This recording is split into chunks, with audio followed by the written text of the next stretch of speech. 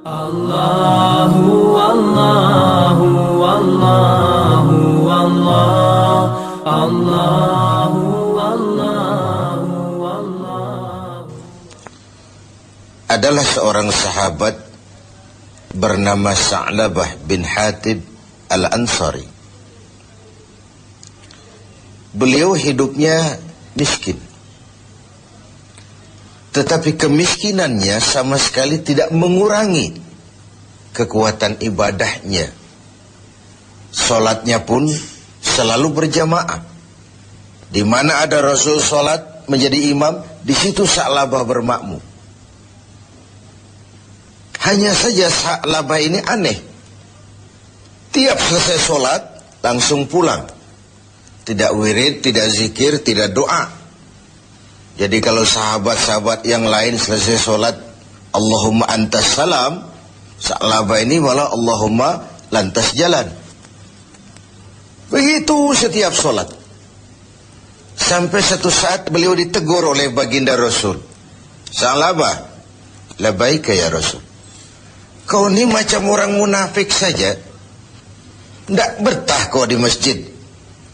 Atau tidak pentingkah doa dan wirid itu menurut kau?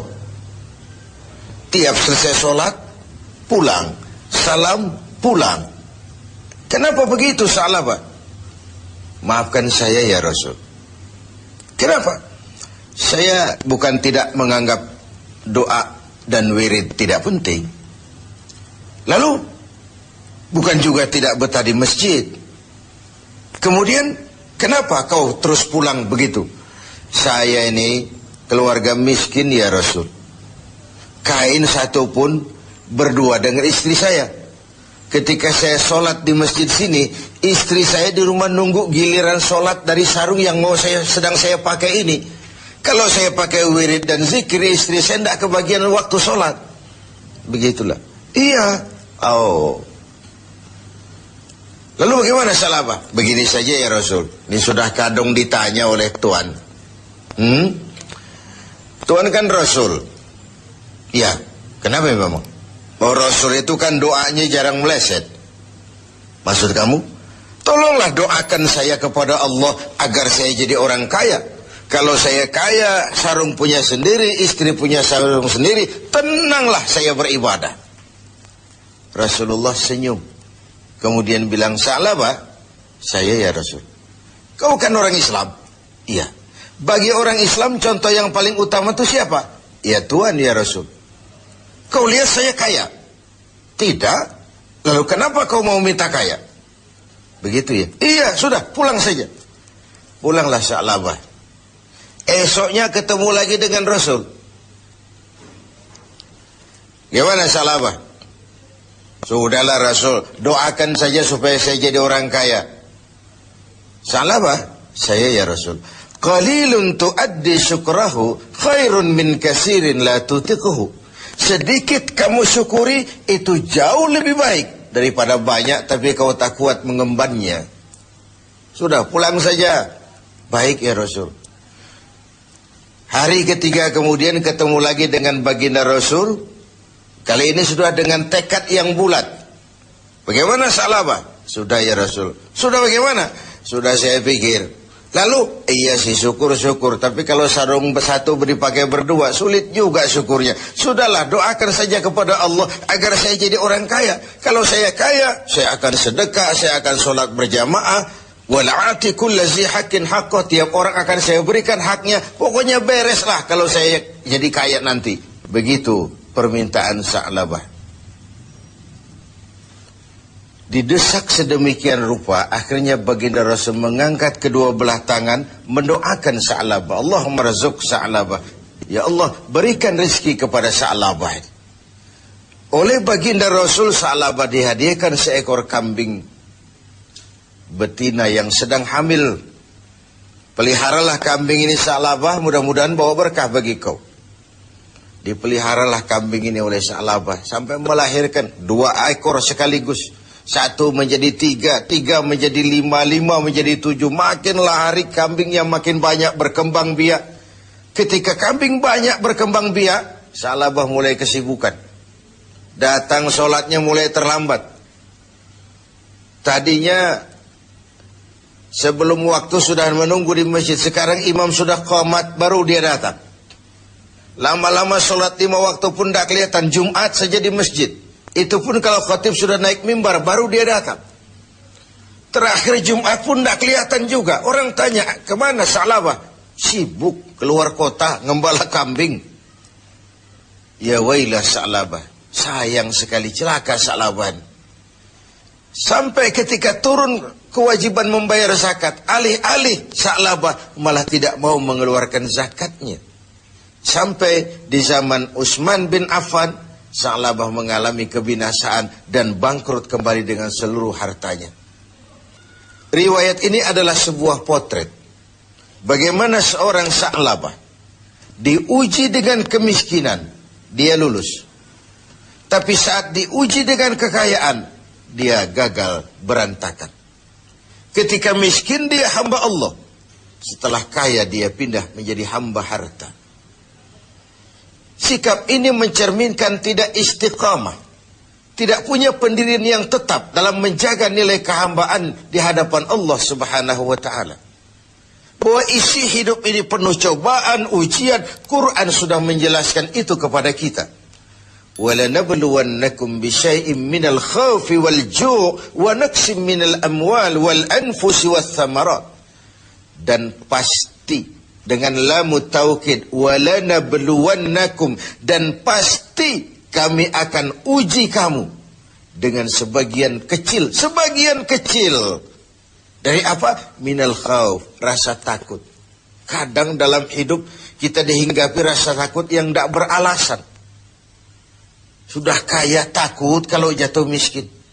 Sudah punya kedudukan takut kalau diambil orang, takut kalau ada mutasi, takut kalau harus turun jabatan.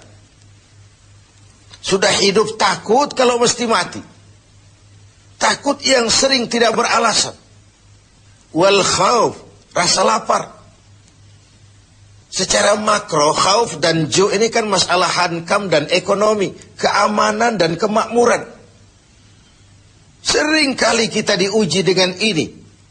Hilangnya rasa aman, ekonomi gonjang-ganjing, ini mahal, itu mahal, ini naik, itu naik. Lapangan kerja sulit, persaingan hidup tajam. Apalagi sudah masuk pertengahan Ramadan ke atas. Orang sudah konsentrasi. Mau mudik lah, mau lebaran lah.